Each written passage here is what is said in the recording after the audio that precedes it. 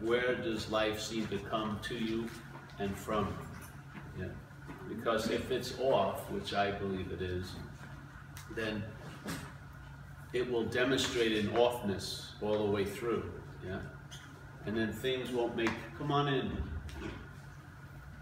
Well, they decided not to come in, just a look. That was pretty good.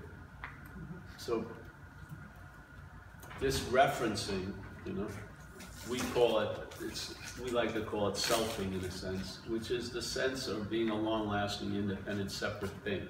Yes. So we're taking ourselves to be a body, first and foremost.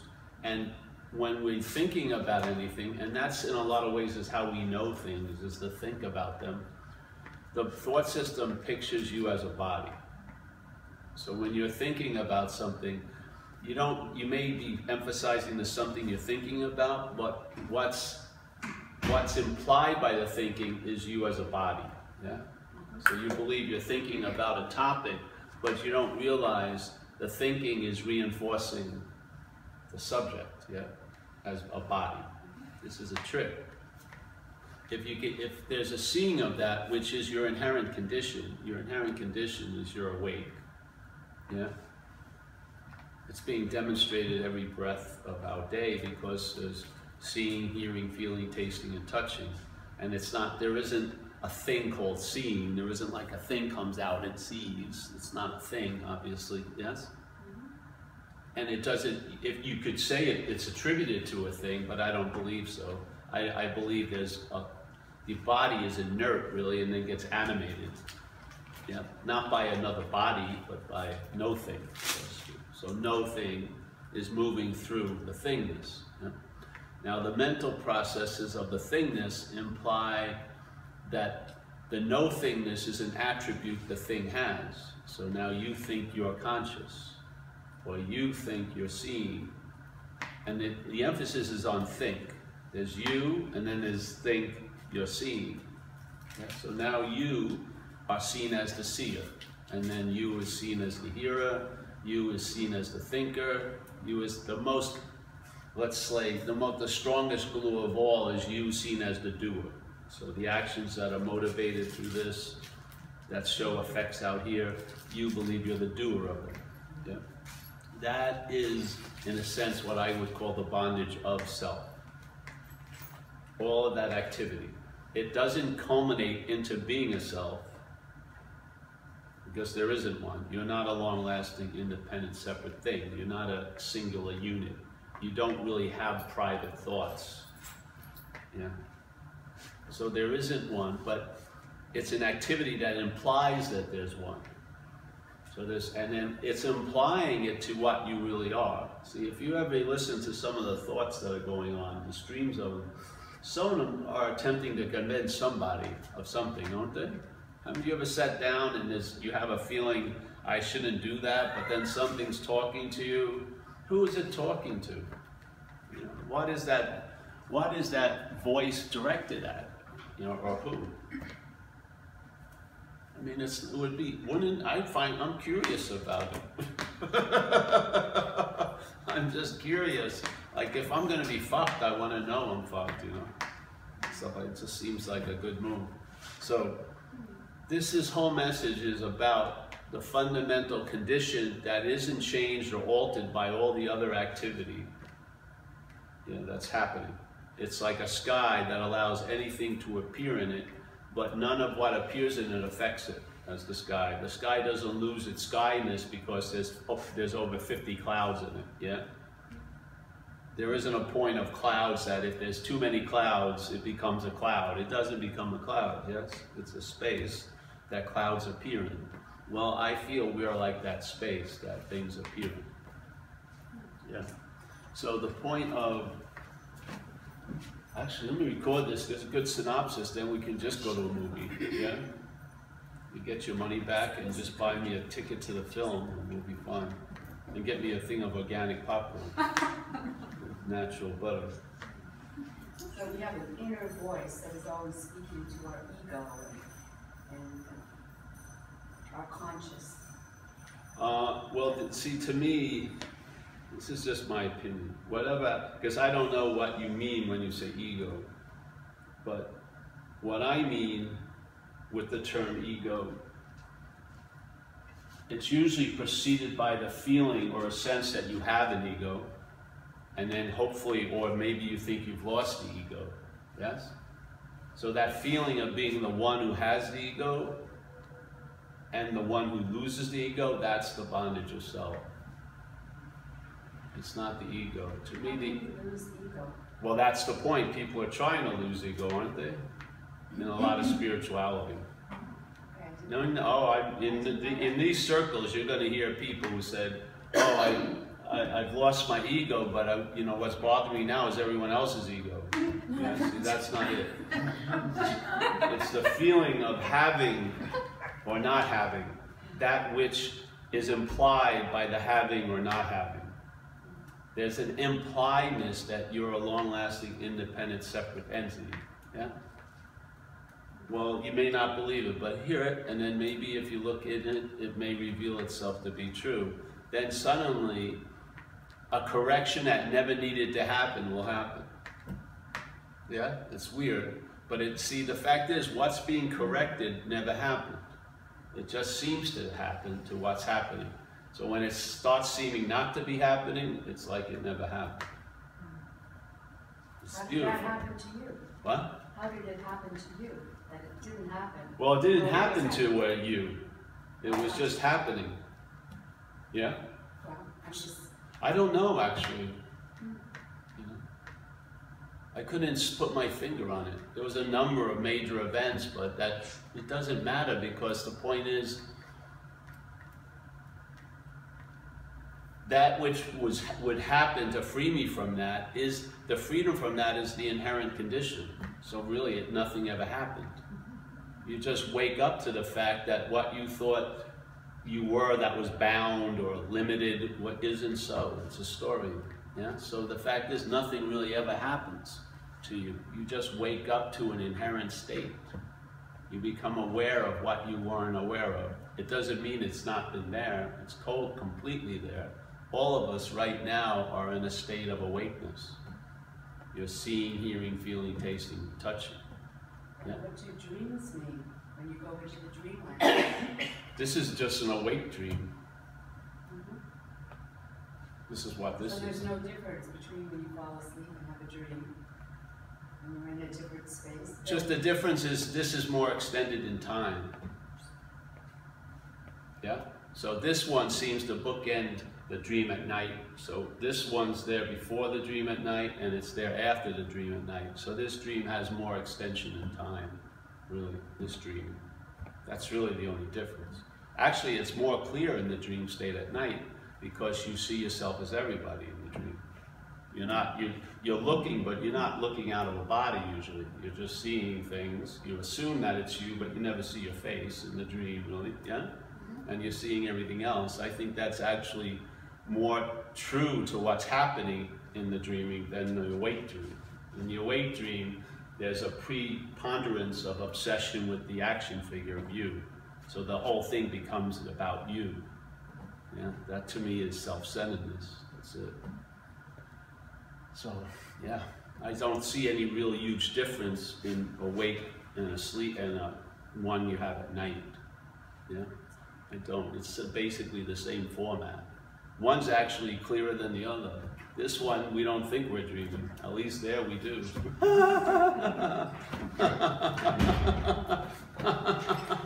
If we saw this as a dream, it would evaporate just like the one we had that night. It wouldn't be able to hold, because it's not so.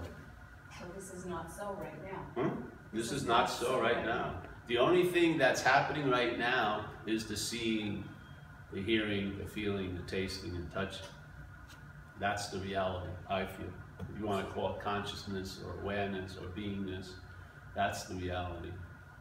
We're more like a screen, and the movies appear on us, yes?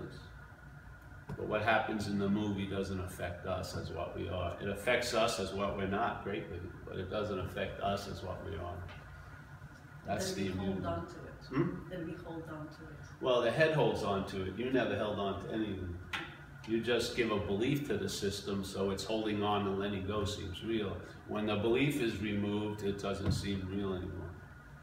You're, in other words, you're the giver of the meaning to the dream. The dream's not. We can start. Can we start already? Oh, all right. So, and none of this matters. This is about an energy thing, really. But the words are interesting because I know for me, some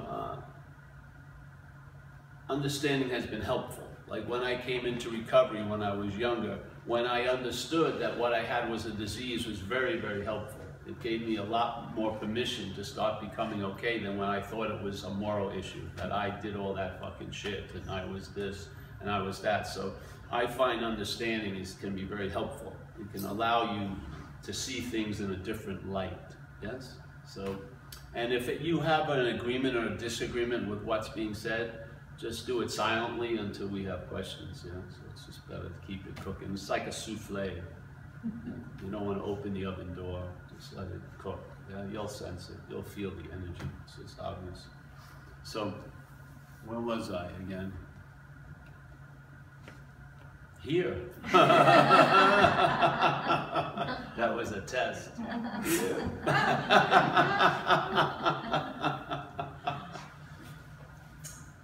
Well, the statement in the Course describes pretty much, this is, for me, it describes everyone's day here, which is this. You and I are the dreaming of this dream. Yes? We forget that we're dreaming. That's an important thing to figure out. To me, it's an impossibility. The dreaming would forget that it's dreaming. So it can only seem to forget that it's dreaming. And that's why we're in this stage called space and time.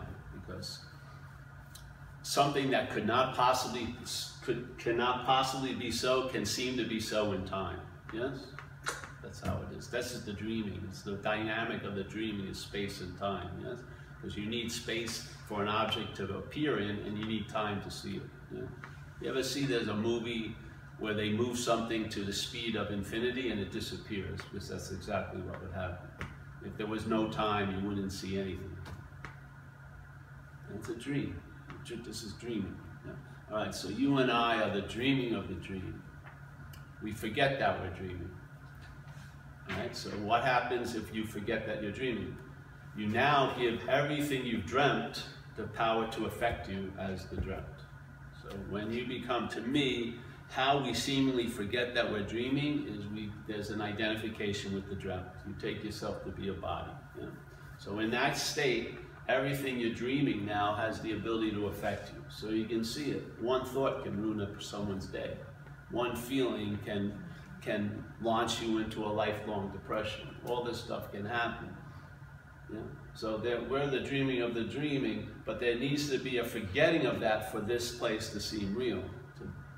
It's not real, but it will seem real if one possible little idea is forgotten, which is you're not a thing. Yeah? You're not this apparatus. When that's forgotten and this is taken to be real, then every other thing is taken to be real. And thoughts are things and all like that. And now those things that we've given meaning to now can bite us in our little figurative ass. That's what happens every day, basically. Now some people are okay with that. Other people feel like they've got to escape, so a lot of addictions occur. Yes? So the original thing we're really trying to get out of, in my experience, is you're trying to get out of that sense of self, that sense of being a long-lasting, independent, separate entity, to the point where you'll do almost anything to get out of it. So I would say that's the original addiction, is the mental state's addiction to being a self. Yeah? And that addiction produces wanting to get relief from that, and those are the other addictions. So when I did drugs, I was trying to get out of self, basically. That's all I was attempting to do. And every drink, I was trying to get out of self. We were trying to forget all that was real as a self. Yeah? But the thing is, AA gives us the warning that self can't get out of self. And if you've read the book, it connects to a lot of other warnings and a lot of other genres, like The Course in Miracles, early Zen and all this, which basically they're saying you can't use the Buddha to seek the Buddha. You can't use the mind, big M mind, which I mean like a brilliant, awake awareness, big M mind. You can't use mind to seek mind, and you can't use light to seek light. So if there's a seeking of the Buddha, there has to be a denial of the Buddha. It would make absolutely no sense to seek yourself. If you were the Buddha, it would make no sense to seek the Buddha. It would be totally, there's just no fucking way it would be able to get traction. But the thing is, but in most cases, what's happening here is the Buddha is being unacknowledged through the identification as a body, and now the body, which is actually still the Buddha, nothing has changed, is now seeking for the Buddha. You're really seeking for your own nature, for the relief you want, but you can't, the relief cannot be given to what you're not. The relief is from what you're not. When you see what you're not, that's what you are. You're that seeing of what you're not. Now, a lot of people have tried the affirmative route, where they have a goal, let's say nirvana or enlightenment or heaven or something, or let's say Christ consciousness or awakening. So that's a goal, and they look for methods that will lead them to that goal, yeah? And with the hopes that when they get to that goal, they'll have something that they don't seem to have now. Or why would you go? Why would you go to a store to buy something if you had it at home? You know, if you're dying for a Coke, why wouldn't you take a 3-hour drive to get a Coke if you have one right at home? You would just drink the Coke you have. So obviously, if you get in a car and you do all this circuitous looking, working hard and trying to get something, there must be some idea that seems to be stubbornly in place that would motivate you to seek the Buddha while you're the Buddha. And to me, that's identification as what you're not. It's a simple mistake. You're taking yourself to be a thing, and now maybe you've gone through all the other things to get you satisfied and content. They haven't worked, so now you're looking for non-thing. So you're looking for a non-thing, but you've made it a thing called Buddha or Christ. So you picture them as a body, or there's an objectification of what you are. And then you, as what you are, look for yourself as an object. It's insane. I did it. It doesn't work. I've meditated my little butt off, you know. And I had the best settings, forest in Thailand, where I lost like 20 pounds in 20 days because all you drank was a watered down soup at 10 in the morning. You couldn't have anything else. And we were meditating 13 hours a day. And I had tons of experiences. I had moving mandalas appear and fucking everything. Nothing radically changed. It was still me doing the meditation. The bondage of self was thriving in that setting. And Ramana Maharshi, to me, a great master, pointed it out very clearly. He says, hey, what's happening is there's a presupposing that you're a non-existent thing, and then there's the wanting to get salvation for the non-existent thing. That's it. That's the first skip on the record that you don't notice. Yet it influenced the record, how the whole record plays. It's like a shadow that keeps following you wherever you go, because then while there's meditation going on, the mental state is using the meditation to imply you're the meditator. Right? That's bondage of self. Just a different one. You were an alcoholic and now you're a meditator. Exactly. So the point is, because you have to, you know, you don't have to see, this is just what was revealed to me. And over time, it's the last answer, so I think I fell onto something. Because all the other answers always led to looking for new answers or more turbocharged answers. This answer put to rest all seeking for any fucking answer. You are what you're looking for. So it was done, and now it's just entertaining. Entertaining life from there, instead of looking for it in life through this. Yeah? So what you're looking for is what's looking. It's not a fucking cruel joke on us. It's true. What you're looking for is what's looking. Like St. Francis said, He said it a beautiful thing. What's looking is what you're looking for. How the mental state interprets is you and I are looking for what's looking. We have objectified what's looking. St. Francis corrected it by going, what's looking is what you and I are looking for. If you got that, would you and I continue to look for what's looking? If you are what's looking, and suddenly someone finally points out to you, that's what you're looking for, what would the appropriate response be? Eureka! I am that I am, as Popeye would say. It's like the story we used last night, and most new people here, about Ramana used to tell this old Hindu story about a lady who has a necklace and she loses the necklace. Yeah? And then she starts feeling miserable and her life's not going well, and she's asking everyone she meets, can you help me find the necklace? So some people are looking for it with her and this and that, and then some other person comes finally and goes, hey, it's on your neck.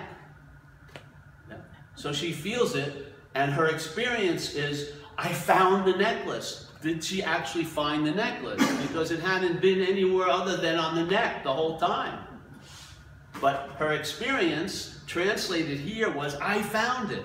And then maybe she gave a great donation to the person that helped her find it. You know what I mean? And it was so strong that when she thought she lost it, she was miserable. And suddenly, when she finds it, she's super happy and joyous. But it had never gone anywhere. That's what it's like. It's exactly like that.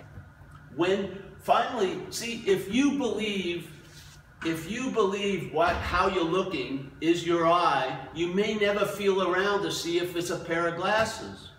If it's your eye and it's driving you crazy how you see things, it's a really hard choice. Should I pluck my eyes out so I don't fucking look at things this way? You know, and it's like, wait a minute, I have to think about this. Can I pluck one eye out and see if it works before I pluck the other one? It would be a really hard choice. But if it's a pair of glasses, what option suddenly arises very quickly? You could take them off.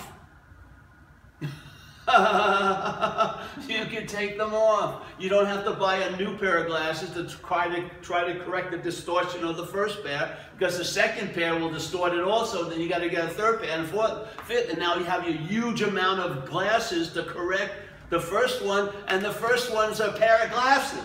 That's what we do. You can just take it off.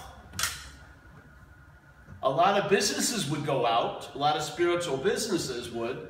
Yeah, they would have to close shop today, because basically a lot of people are promising you a new way of seeing. You don't need a new way of seeing. All you have to do is see the way it's being seen now is contrived. It's formatted. It's a mental interpretation of life. Some people go along with it. It suits them. Others, it's very, very uncomfortable. It's very uncomfortable to feel like you're governed by yesterday and tomorrow more so than this moment now. It seems like something is off, that what's leading me is more concerned about yesterday and tomorrow than it is about right now. That's a fucking pretty good hint that something's off. Especially if maybe there's memories in your memory banks when you were young, and when you were a kid and you were in an abusive situation. When you were playing, you never worried about, will I be playing next week? Because time hadn't set up yet. You had no fucking idea of time. You didn't. And basically, the idea of self, it takes about 18 months to develop in the young brain. It doesn't see any difference in things. And you're not trying to get into any freaking moment, because you've never entertained the idea you could be out of a moment. The solution is prior to the problem. It's the only way it fucking works. It's the only way it stabilizes, when you become what you're looking for. And you don't become it, you already are that. That's the only way you can truly rest here. If you believe you achieve something, you believe you can lose it. If you believe it's a foreign thing that you're trying to drape over you, you're going to have to be vigilant constantly, because things are going to try to attack it and stuff like that. But if it's you, you can truly rest. And then you realize that which you were looking for is always available at all times, right where you are, with no requirement necessary other than the ones you believe in. And those will drop, I'm serious. And the solution takes absolutely no time, because nothing has actually ever changed. That's worth the term of solution. The other shit is just a cycle of solution, problem, solution, problem, solution, problem. Any solution that has to constantly be applied is not a solution. It must be growing the problem in a weird way, which is Ramana says beautifully again, after he makes the first statement, that there's a presupposing, and a presupposing is so tricky. It doesn't say supposing, because that's what the mental state's doing. It's supposing that you're a body. When you're thought about as a body. Even when you think about yourself as a spirit, it's framed as a body. Yeah? You cannot get away from the reference of the thought system. The reference of the thought system is you and I are a body. It's as simple as that. So what happens then?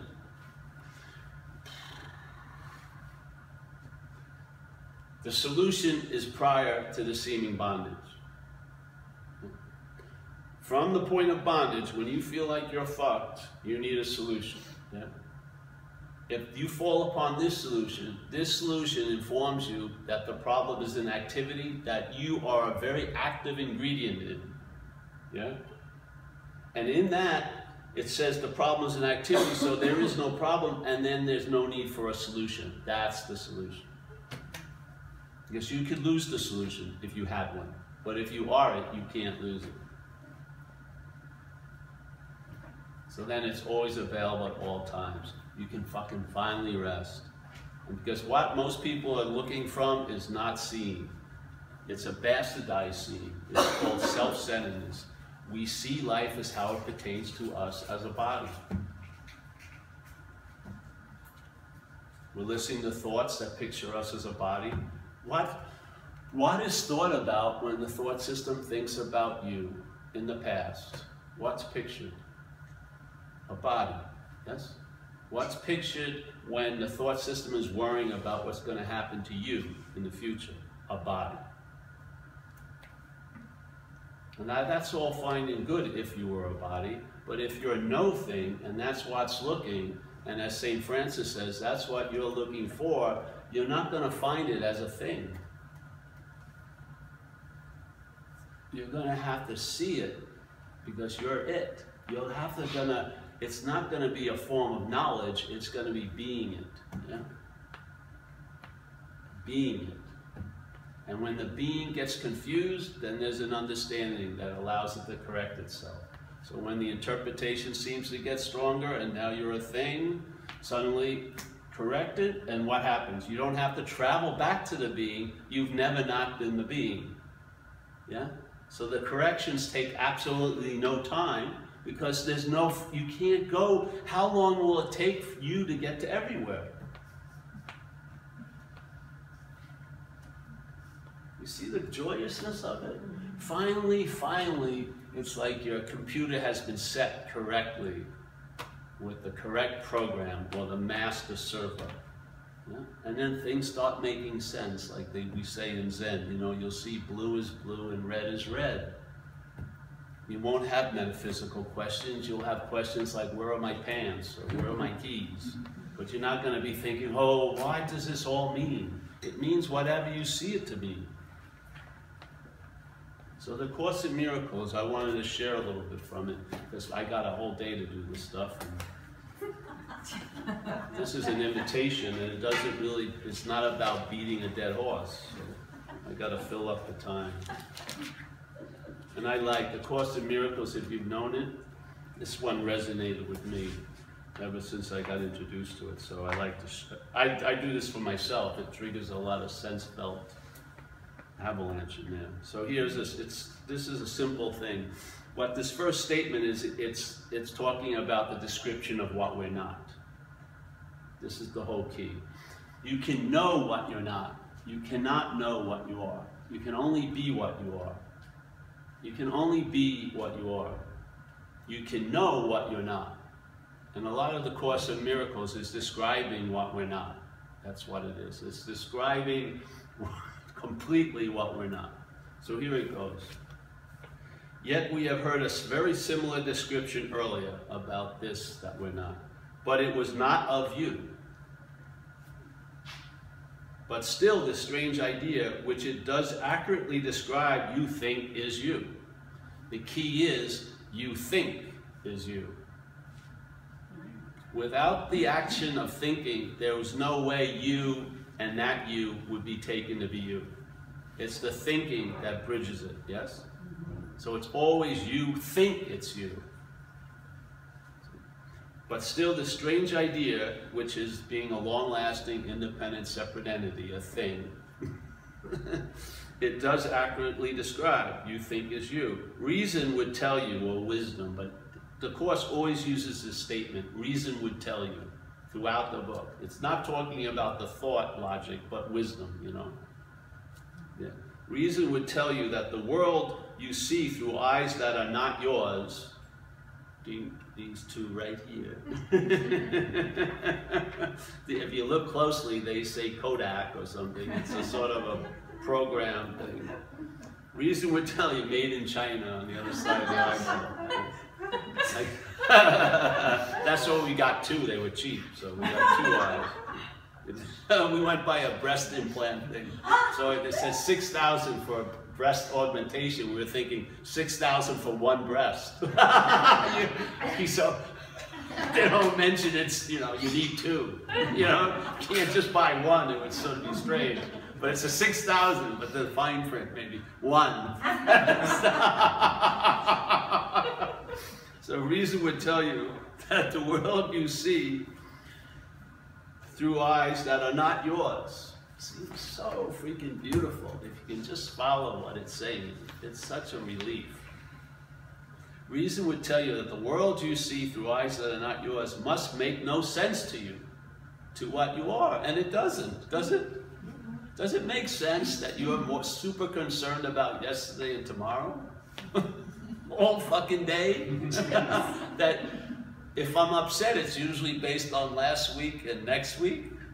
You gotta see your role in it. It's not the day that's fucking with you. Is it? You're just making shit out of nothing. Aren't you? Really? No one else. You're being driven crazy. No one else is being driven crazy by what's driving you crazy. We're sitting here fine. And there doesn't seem to be any apparent threat. And the doors are not locked. You can leave at any time. You can always ask for your money back. It's no problem. So there's no pressure. What's causing the pressure? What causes the dis-ease, the irritability, and the restlessness? Is it the chair? You can move a chair. Reason would tell you, yes, come on in. Reason would tell you that the world, reason would tell you is that you're late. Reason would tell you that you're late and that you should feel very, very guilty for being late and disturbing this incredible concentrated energy. Reason would tell you that the world you see through eyes that are not yours must make no sense to you. To whom, this is cool, to whom would seeing such as this send back its messages? To whom would seeing such as this, which is to me a form of looking called self-centeredness, seeing such as this, which is a form of looking called self-centeredness, to whom would this way of looking send its messages back to? It's not sending it back to what you are, it's sending it back to what's producing the sense of what you're not. To reinforce the story that you're a thing. Of course. What do you think the eyes see? The eyes see things. The way we're programmed here, this apparatus, is to see things. We're not seeing nothing. We're not seeing space. We're seeing things in space. To whom would seeing such as this send back its messages? Surely not you, whose sight is wholly independent of the eyes that look upon the world. That's called seeing. Ready? To whom would seeing such as this send back its messages? Surely not you, whose sight is wholly independent of the eyes that look upon the world. In other words, the seeing is not eye vision. The seeing is awareness. Yeah? That's what's seeing. If this is not your vision, what can it show to you? That it's not your fucking vision. That's its value. Learning about what you're not value is to point out to what you are that it's not that. It's not about pointing out to what you're not, it's not that. Because it clearly knows it's not that. But so the message, the talks are never directed at you. They're directed at big M mind, and actually the talk is about a you to mind, so that mind will go, what? Oh, and realize I'm not fucking that. You realizing you're not that as not that doesn't go anywhere.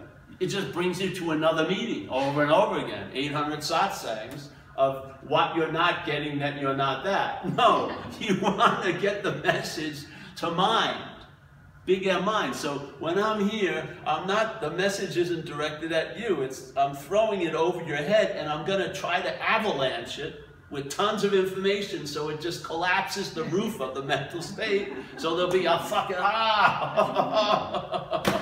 because it has a great defense system. It can catch a lot of messages, but if you overwhelm it, one's going to get through, not to you, but to mind, and it's going to be about you, and it's going to be that I'm not that. Yes, that's all that's necessary.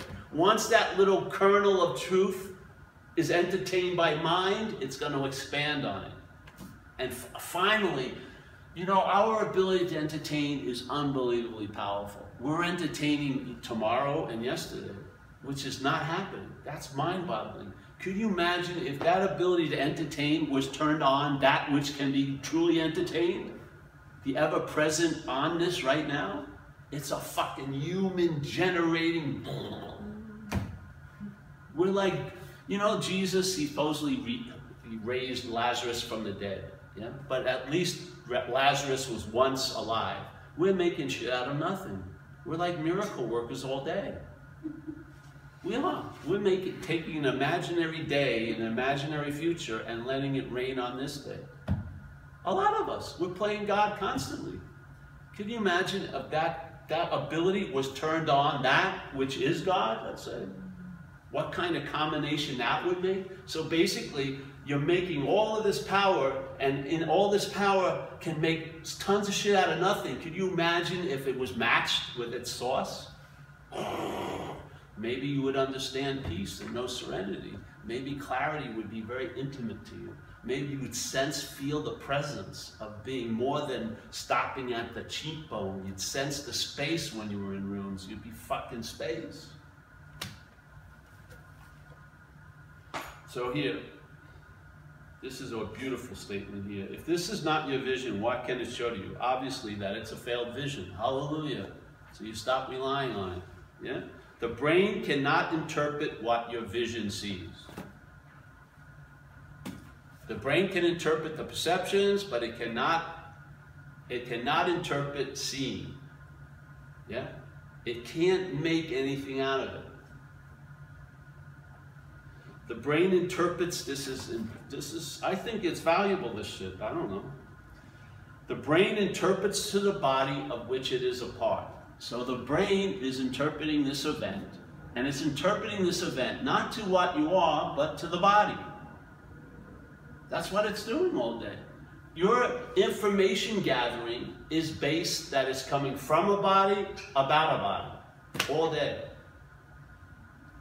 If that information, and so the information is, it's like a police artist, the drawing, the artistic drawing, your mental state is constantly implying that you're a thing, and then the mind goes, hey, I'm a thing. Yeah? And then this place suddenly seems as real can be. Because the only thing that can make this place seem as real can be is reality. Reality has to be believing what it's dreaming for the dream to seem real. There's no way. There's no way. How can an illusion seem real unless someone's deluded by it, and that someone is real? Yeah? That's our role here. So the brain interprets to the body of which it is a part. But what it says you cannot understand, yet you have listened to it incessantly. I'll throw that in.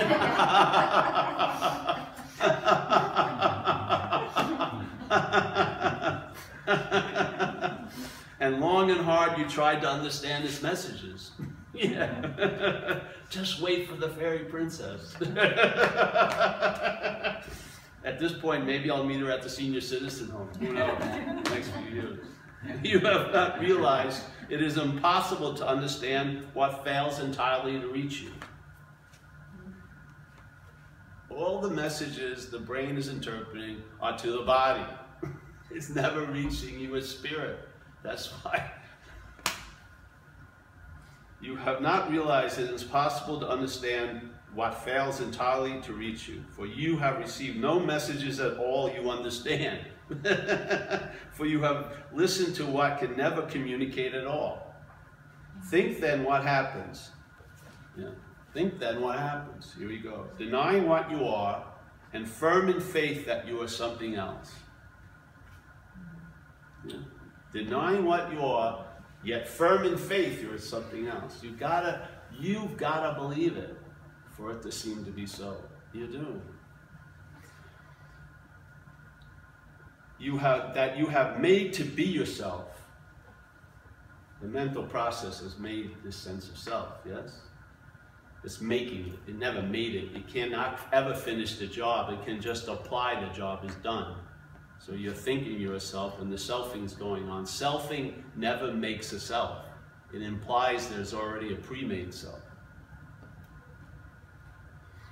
Denying what you are and firm in faith that you are something else. This something else that you have made to be yourself becomes your sight. It's called self-centeredness. Yeah? You see things as how it pertains to you as a body. Yet it must be the something else that sees and as not you. Exactly. If you can get a feeling that which you're taking so intimately is a foreign installment, you can entertain the possibility of truly being free from it instead of entertaining freedom as something you're going to do as it. Instead of hoping that you're going to finally arrive at freedom as that, you'll have freedom from that. And suddenly, the solution which has been stretched out in time and never seemingly available will be instantaneously available at all times.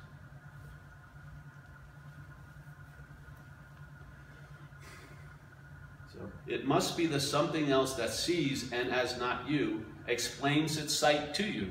Doesn't it hear it? It's talking all day. Those people are fucking planning to get rid of me at the job site. They haven't thought about you in weeks, but constantly it's going off. Conspiracies galore. They're fucking out to get me. They don't even know your name. You know what I mean? You've had a resentment on them for 30 years. They've never even thought of you.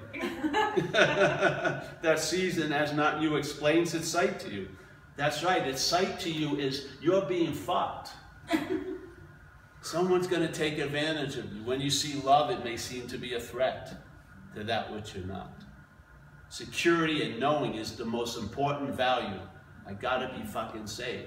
So I'm gonna withhold myself for every moment until that one magical moment arises. And you think your embrace is just gonna spring into action? You're now fucking arthritic. You're like this. You're waiting for the moment and you're just withholding yourself from this moment. It's slavery. Yet if your eyes are closed, your vision, this is so beautiful. Your vision, not an acquired vision, just your innate being awake, your vision would of course render this quite unnecessary. And it doesn't go, it will take 30 years for it to render it quite unnecessary. No, it takes no time at all to invalidate something that's not so. It's not so. It's not like a court case that it has to be proven not so and then convicted not so. It's seen as not so. It's like when you see something as non-existent, you don't keep going back and seeing if it has a pulse again. You're free. It's not like, you know, Jason in those fucking horror movies. You can't kill it. It always rises. You fucking hit it with an 8x12 and you think you're done and take it again. You know, this isn't it. A non-existent thing, you don't have to go back and see if it's alive. It's non-existent. Yet if your eyes are closed and you have called upon this thing to lead you, asking it to explain to you the world it sees, you have no reason not to listen, nor to suspect that what it tells you is not true, because we call it us. It has carte blanche into every topic of your life, because when you see it enter, you call it me.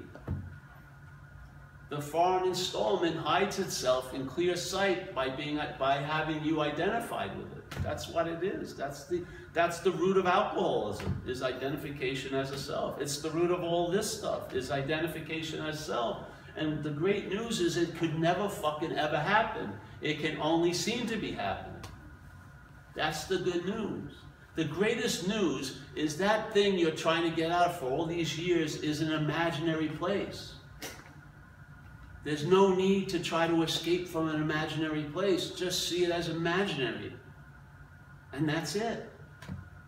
You don't need ladders or ropes or fucking, you know, a kit just in case you fall off the ladders, or a scripture about other people who've taken the ladders and the ropes. You can just, it's just like,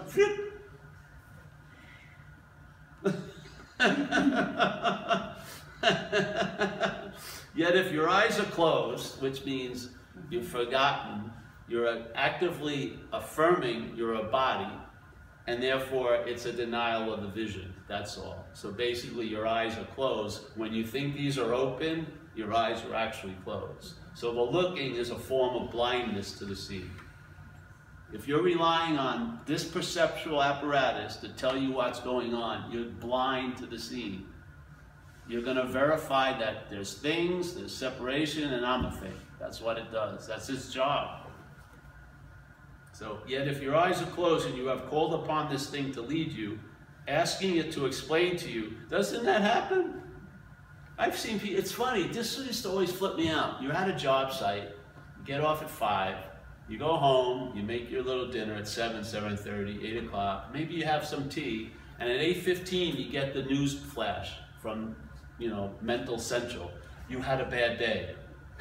Well, it starts informing me why I had the bad day. You would think if you were conscious, you would know when it was bad, you know, like at 10 a.m. But it's like you're on a 12-hour delay, and then it informs you how your day was. Can you actually say that's living? Or is that an interpretation? I would say it's an interpretation. If you don't know what's going on and you have to be informed by that fucking head, that's called being out to lunch. How can you not see? How can you see it any other way? Wouldn't you know something was bad when it was badding? But then that's rewrite that, saying, no, that you really didn't interpret it correctly. I am now explaining to you. Exactly, because you start with an interpretation, and of course an interpretation can be revised and edited to suit its interpretation. But then what happens is what happens. All right, so here. Yet if your eyes are closed and you have called upon this thing to lead you, asking it to explain to you the world it sees, you have no reason not to listen, nor to suspect that it tells you is not true. Reason would tell you it cannot be true because you do not understand it. If you brought yourself as a little kid here and faced this as an adult, and the little kid saw you and nothing was going on, it was a sunny day and there was water here and some fruit, but you were flipping out, the kid would say, "You're fucking crazy. There's nothing wrong here. Let's play." And you're, no, next week I got the fucking deadline. What? The kid would say, "You're fucking insane." Reason would tell you it cannot be true because you do not understand it. God has no secrets. He does not lead you through a world of misery waiting to tell you at the journey's end why he did this to you. That's the mental state playing God. That's what it's doing. Can you imagine if you've been listening to the interpretation your whole life, and then at the last minute of your life, seemingly, the last few thoughts that you're ever going to seem to have, it says, "You know, Paul, you really blew it," and then you pass away. What a bad note to end on. And if you only been depending on that to tell you what's going on, it just informed you. You fucked it up. You can't really fight the argument because you've never seemingly been here anyway, because you've been living in interpretation. So it can basically say anything, and you'll believe it, just like it said there. You don't think that happens to people? Watch them. They're in the hospital bed. You can watch when a thought passes. The final judgment comes down. They usually shit in their pants. The thing is, if you can picture, use that which you seem to be and have, if you can picture this that we're describing as a foreign installment, what really becomes possible, which in my own experience wasn't, until I saw that it wasn't me, I couldn't entertain real freedom. Because the freedom is from that false activity. It's not for it, it's not through it, it's not by it, it's not as it, it's from it. It's seriously that simple, yeah? It's just simple. It's a minor little correction. But if it isn't corrected, the sort of mistake will follow you every step of the way. And as Ramana says, he says, all right, there's the presupposing of a non-existent thing. And what that, in sense, to me means is you're here now, seemingly, and your head is talking to you as a body. And it then, in that activity, it presupposes you were before. Yeah? Presupposes you were before in time, but it also presupposes that you were before the consciousness, and that's you that's conscious. When actually, you're an afterthought. What's actually experiencing everything here is consciousness. It's not you and I. It's consciousness. That's the contact. Then there's a thought that I'm the one who's contact. That's the presupposing. And now consciousness, its beautiful invitation that's always available at all times, gets neutered because you make it an attribute you have.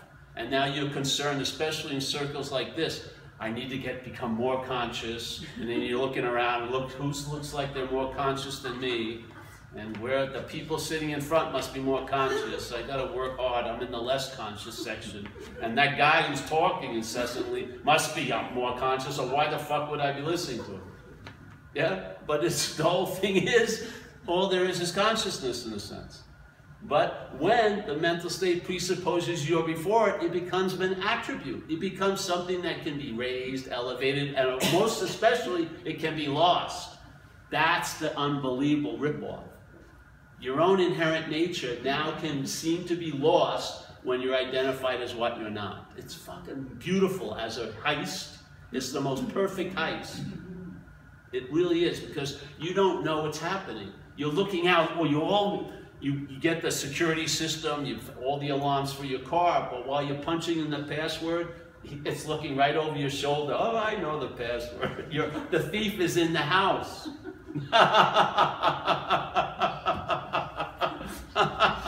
It's already in the house. All your defenses are keeping it in. Not keeping it out.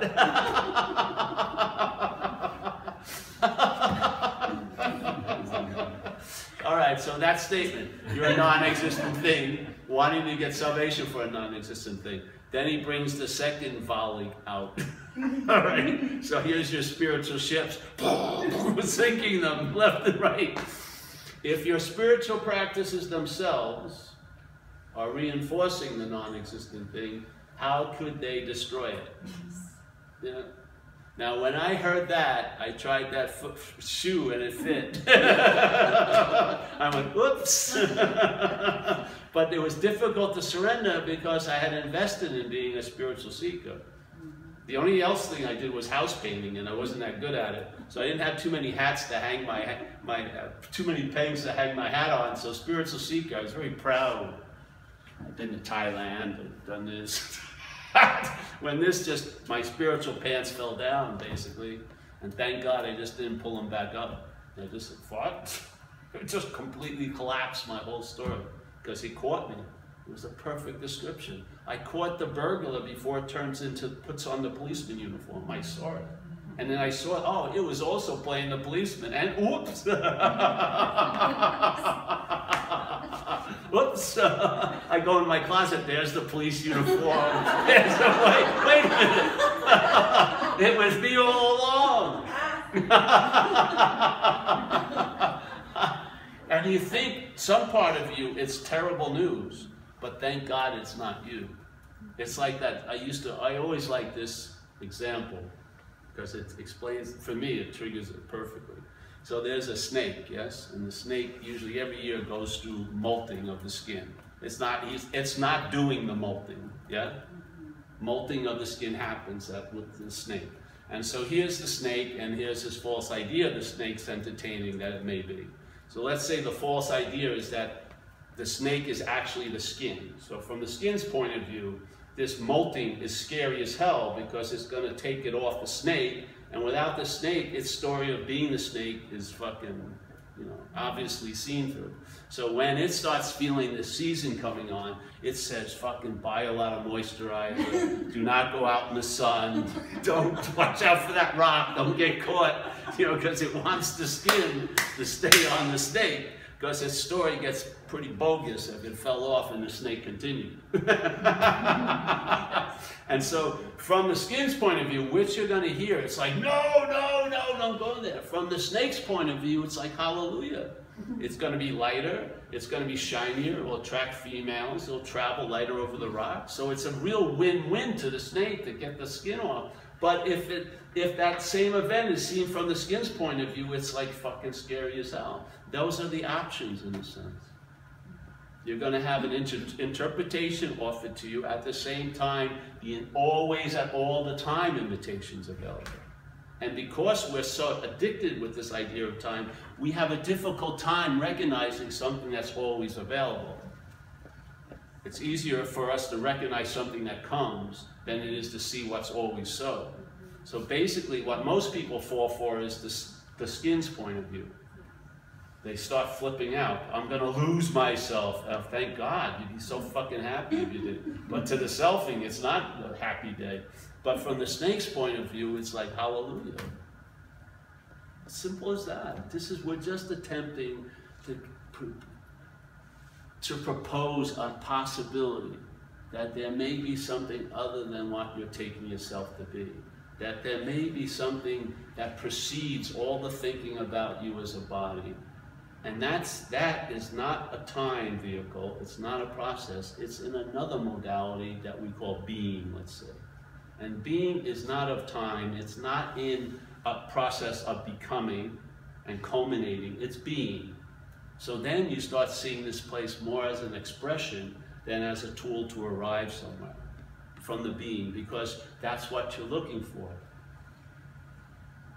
So now you're going to be expressing that once you were looking for, because that's what's looking.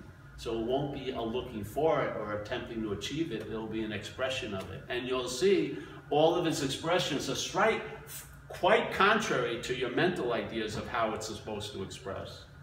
Like the lovely gaze and, walking around monotone, very calm, No, it can express any fucking way it wants to express, because it's all there is. But when you're trying to judge it from the mental state, you're going to find fault. Quite a lot. And you're going to find fault in you. You're not going to measure up to its idea of how you should be if you were being. But you know what? The only way you can find out what you are is finding out what you are. You can't know it, you can't experience it, but you can find out about it, yeah? So know what you're not, and in knowing what you're not, you'll find out what you are, which is seeing, which is awareness. It's not a thing, it's not a thing, it's not a thing. It's not a thing that has a certain shape, it's not a thing in time, it's not eroding, nor is it increasing. It's all there is, it's a totally different modality, and it's more than happy to download through you. It really is, and to bring some leavening agent to the interpretation. Simple as that. And I feel it saves a lot of freaking time, because if you want to meditate, great. If you want to do anything, great. If you're moved, but you may not be moved to do much, and that's fine also, because you're inherently okay. This is not about accruing value. This is not about collecting black belts and red belts. It's not about reaching different levels. It's about dog shit awareness. It's about being awake to being awake.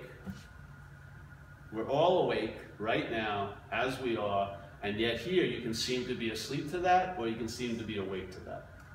There's your choice. It's not even a choice, it's more of a leaning. Yes? You lean one way, or you lean the other way. So for me, I heard satsang the first time, a meeting like this, and I'm serious, the person was much nicer than I was. Much more calmer. I couldn't even hear her. She was from East Europe. I couldn't even hear it. It didn't even matter. It was just, you know, the space was there. And after a few satsangs, it hit me like prior knowledge to all knowledge. It was like an unspoken yes. Something just went, BOOM! And I just was like, and then it just reverberated on and on and on and on and on and on and on since that day. And now the mind can busily entertain itself while it's dealing with all this. The action figure continues. We sometimes mistake the action figure's programs as our programs. The action figure is programmed. It's a computerized Toyota, basically. Yeah? It is. It's going to have preferences. It likes Ezra Pound coffee more than Starbucks coffee. It's going to, who wouldn't really, but it has all this stuff going on, and that's just how it goes. Why do you have to pledge it to be you? It's not you. That's what happens in AA all the time. AA, the simple description that self manifested in various ways is what has defeated us. Self, us, different, yes? We're us, and there's this foreign installment called self. Self-centeredness has defeated us in various ways. First of all, it has to be on us to defeat. It has to get us in a separate mode to fucking defeat us. But let's just say self and us, just get the picture, you're not that, you know? Us, self, like a foreign installment, like a space helmet or something. You know? So comes down, then you think it's your head. So you're not comfortable with it, you can't see well, but you never in time you could just pop that out because you think it's you. That's its beautiful strategy. It's like an incredibly advanced parasite because it knows the host would never accept it. It's like a big bug would fly in this room. If it landed on your arm, you would immediately try to knock it off. If it did it 30 times, you'd try to knock it off. Yeah? Because it's a big fucking bug. So, but this parasite in the mental state, it hides, it cloaks itself. It's got the greatest strategy because you call it you. So you can't entertain being free from it. You can only entertain freedom as it. It's so amazing. It's like we had this story. Did I do it last night with the tumor? No. Oh, I love the tumor one. So let's say someone has a big tumor right here. Big one, like a melon, like a watermelon. And so he just assumes that it's him. He never thinks anything else. So he has to start getting all his shirts tailored to make room for this big fucking melon. Yeah? And he has like a leather jacket, Italian done, like $800. And he uses as an armrest when he's driving, and it's like this. And then he goes on the internet to a very arcane site of women with tumors, and they have tumors, and he has to match the tumor side. You know, he's got to get a woman with a tumor on her left side, and this is right, or they just wouldn't be compliant. You know what I mean? So they can rub and everything. So he has all this stuff going on, and his life has fit around the tumor. And he feels like he's doing pretty good, and he likes the tumor girlfriend. And then suddenly someone comes and says, "Hey, bro, you could have that removed," you know? And it's news to him. What? Oh yeah, you could get that tumor cut off. And you would think that you would rush to that solution like that. But the mental state puts a stop to that. It goes, "Hey, I paid a lot of money for those fucking shirts. What am I going to do with those shirts with the big hole here? What about my tumor girlfriend? So she may lose interest in me if I don't have a tumor." You see, the mental state starts finding value in what it's not. And so it's not going to rush and greet this with open arms. There's going to be reluctance and resistance usually, because it's fending for itself. It wants to survive as a parasite, yeah, which is its drive. The point is, if you see it as not you, or get an image of it, that's why we use these statements, foreign installment, parasitical, so that the mind, which works in images, imagines that it's not you. All it needs is that first foot in the door. If it can just entertain the possibility that which driving it's crazy isn't you, then the possibility of being free from it becomes available. Without that, this happened to me. Without seeing it's a foreign installment, that idea of being free from it will never occur. You'll always try to be free as it. That's the bondage of self. I'm just sharing the warnings I've run into, basically to save you time. I'd like to see you travel lighter. It would make it easier for me. So I don't have to listen to you complain about what's not happening for fucking hours and hours and hours. But then when you realize that everything that you know about yourself is that not you, and then you realize that if you drop all of this, it's nothing. Well, you don't even have to drop anything. All the idea of dropping is prefaced on that you held on. You can't do that either. Yeah. Well, you see that. You just see it's not you. That's all. Yeah, and then you ask who are you? And then you see, oh, this is not me, and this is not me, and this is not me, and then you're realizing that you're emptying yourself of everything. Yeah, and then nothing becomes everything, and that's the gift that keeps on giving. Everything, all the ever things you've gotten have always disappointed you. Nothing is the gift that keeps on giving. Nothing is actually everything. We're trying to replace it with some things, and it never adds up, but nothing is it. And you're nothing, no thing. It's not like you can go now and do something because you don't exist, so you have to kind of wait until something appears. Well, the point is, the body gets a big break, because the body's seen as the center of the universe is way too much. It's like putting 5 tons on a half-ton pickup. You can't carry the weight of being all you're thinking about. Can you imagine how much power thoughts have, and they're all about you? All fucking day, drive you to drink. Or shoot Coke. Or to eat a huge fucking pie of cheesecake or something. Yeah. Or watch Die Hard 8 or 7, 6, 5, 4, 3, 2 because you're bored stiff of you. Yes, all of that, all of it can be rooted back to the one Petri dish. The identification as self. Everything grows from there.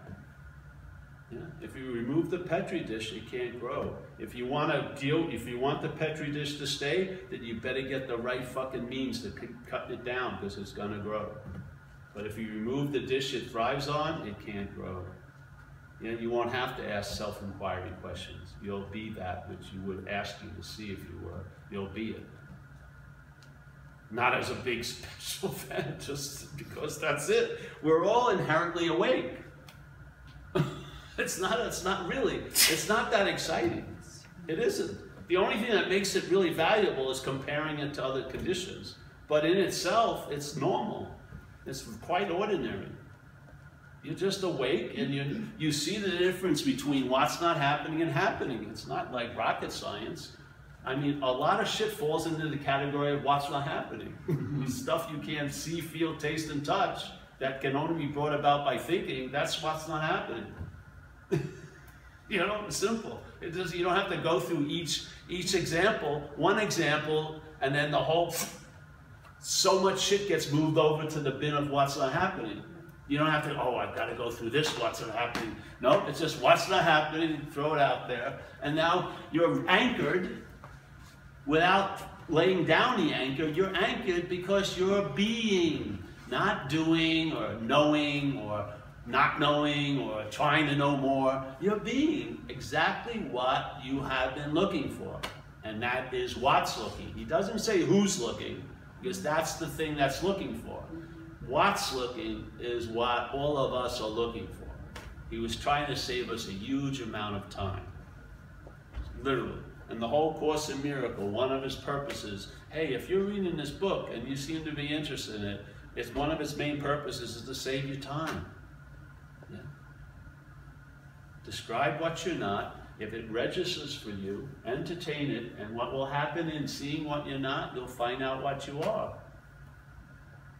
You can't find out what you are directly as what you're not. It doesn't work. What you're not needs to be negated, and then in the negation of what you're not as you, what you are becomes obvious. It's not like it appears, it's always appearing, but it becomes obvious.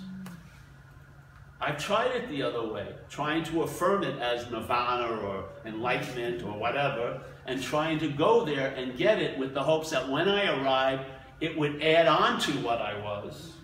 Maybe take a little stuff away, but really my essence would still be wonderful.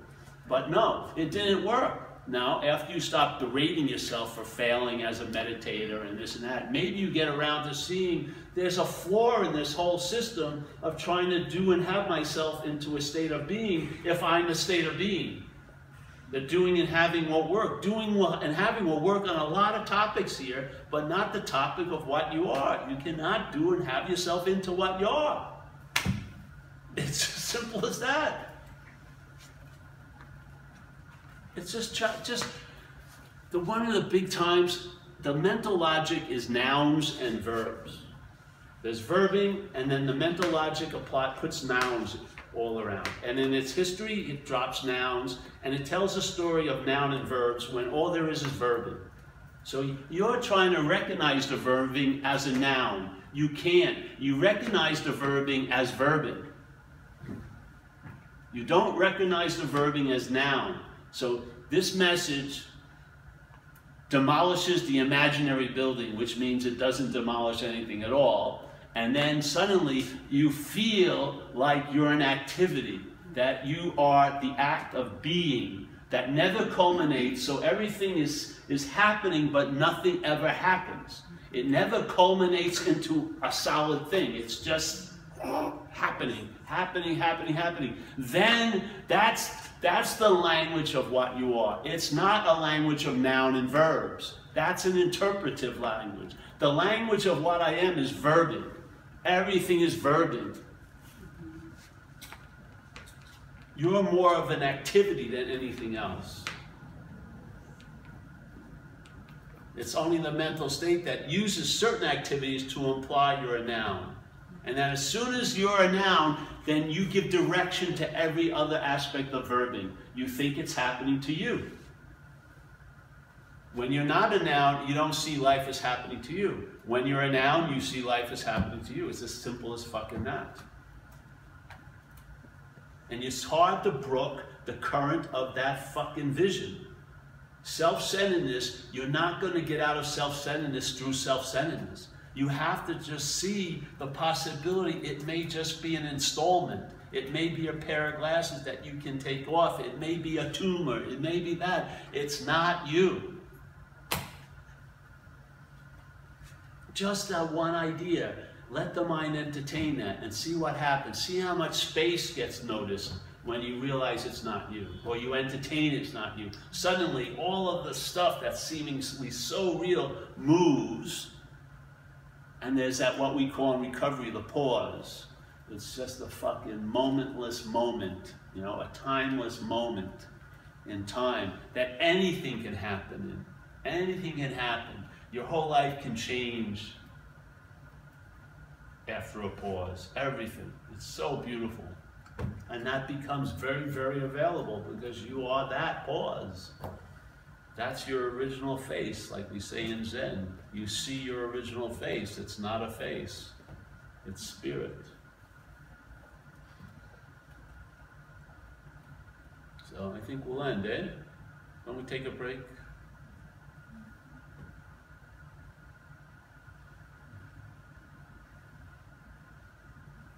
You see that hum? You hear it in the background? You wouldn't notice it until you notice it. But don't you feel like there's a generation going, a generating? Don't you feel the I am, in a sense? Not just the seeing, hearing, feeling, but the sense of being aware of being conscious, the I am. Doesn't that seem, if you really look at it, to be more the base than thoughts about you as a figure? Don't you feel like that comes way later than the I am? What happens is the I am gets claimed to imply I am Paul. And then Paul becomes the I am, and now it's based on I was and I will be. And a story unfolds. And the I am, though not able to be erased, goes seemingly unnoticed because you keep calling it you and a body when it's not. It's all just mistaking. It's what we are mistaking itself as something else, really. It's fucking weird, but that's what it's treating. And maybe he gets tired of the dream. The dream's going to continue. You just travel lighter through it. What more do you want? You know, knee goes out or it doesn't go out. My girlfriend comes or they go. Yes? There's a lot of geography that this action figure is going to have to travel over. But the thing is, magical thing is we wish it would all be just beautiful sailing. But this is different. You'll be able to travel lighter over everything that life has in store for the figure. Cancer, no cancer, girlfriends, no girlfriends. It's not like everything will be great. It could, but it's about you'll travel lighter through whatever's in store for the action figure because you're not the action figure. That's what brings lightness to the action figure, not through effort and thought and doing, but by realizing you're not it. If you realize, see, if this is you, it's an urban renewal project for fucking ever. You're always going to be going over it. I should have meditated longer. Why did I leave the guru that day? I was selfish to buy that bologna sandwich. I could have gotten the secret handshake. It's always based on you. It's all self-centered. It is, isn't it? You lose interest in all that. The greatest relief is you lose interest in the need to be liberated, because what needs to be liberated is not you.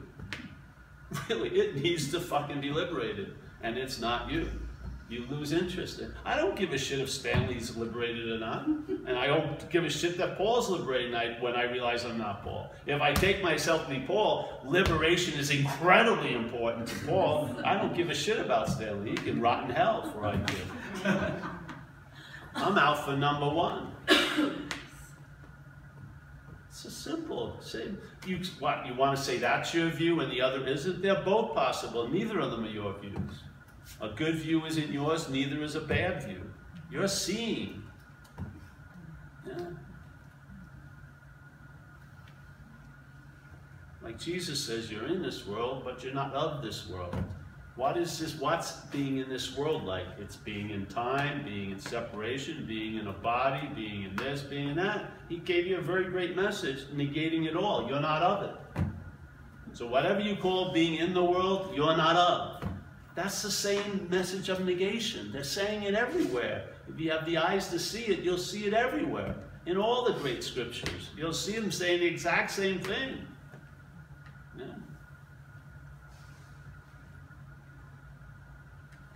So, if you hear that statement, you're in the world, go over what you think is in the world, and then negate it with, if you don't believe in me, use Jesus. You may have more faith in him. Jesus negated it, says, you're not of the world. Paul Hedderman negated it, I don't give a shit. Jesus, oh, fuck. If Jesus negated it, I'm willing to listen, all right? Use Jesus, who cares? Use whatever spins your top. But just, all right, what's in the world? All right, time, body, conditions, thoughts, feelings, separation is the norm, private thoughts, private feelings. Hey, you're not of that. Basically, all of me as an activity just got negated by Jesus Christ. What great news. Does it all continue? Yes. But never as you, never was you, never will be you. That's the relief. It's relief from the bondage of self, not for the self. All right, so that's it, I think. I'm going to go out and get something to eat. If you want to come back, we're going to have a, or, whatever you paid, we'll break it down by the minute. So if you got 48 minutes, we'll charge what? What should we charge in the going price now? Some people charge $1,600 for a 3-day retreat. I charge nothing almost. This business plan isn't working. You know what I mean? These guys get their lattes delivered. I got to go out and get the latte. They're sitting on elevated pedestals, like yes. I'm sitting the same height as everyone else. What the fuck's going on? Maybe I should make it a practice. Get yourself back. Maybe I should make it a practice. Maybe I should make it a date that I'll share the secret handshake. It'll be March 21st, 2017. It'll cost you $1,000. You'll get it on the internet. You can website it, webcast it, so I don't even have to see you. Just donate $1,000 and we'll show you only for 5 seconds, so you gotta be very fast. We'll show you the secret handshake. I probably would get hits. I would. I'd have people send me $1,000. That's all I'm saying. This is, we don't have a touchstone to spirit, so people can get away with fucking murder. Yeah. We don't. We're calling shit spiritual. That has nothing to do with fucking spirit. It has to do with commerce. It has to do with currency. It has to do with extension in time and practices and involvements and intensives and retreats. This is a simple invitation. Get it before the retreat. You may not go on the retreat. And then save me half the money you saved. How about that? Save me half the money you save on having your spiritual expenditures shrink to zero. Just send me half of what you would have paid this year. I would never have to come back to Toronto. I could be just sitting home. Watching surf movies. Going to a thrift store. Just 1/4 of it. I'd be a rich man if 1/4 of all your expenditures for spiritual shit came to me. I said, hey, if this message has worked, please send Paul 1/4 of your budget for spirituality for 2017. Air miles included. Well, let's project what it would have cost that retreat. All right, $8,000. All right, $2,000 to Mr. Hedderman. All I need is like 10 of you. I'd be fucking. I wouldn't be coming anywhere. Just do videos from my house. Yes, with a selfie. Oh yeah, there is no self. As you think, therefore you are not.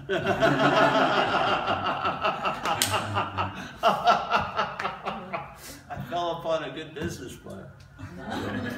Hey, what time do you want to end and go? Well, Well, now 10 to 3, so do you want to regroup at 4 here? And then yeah. I'll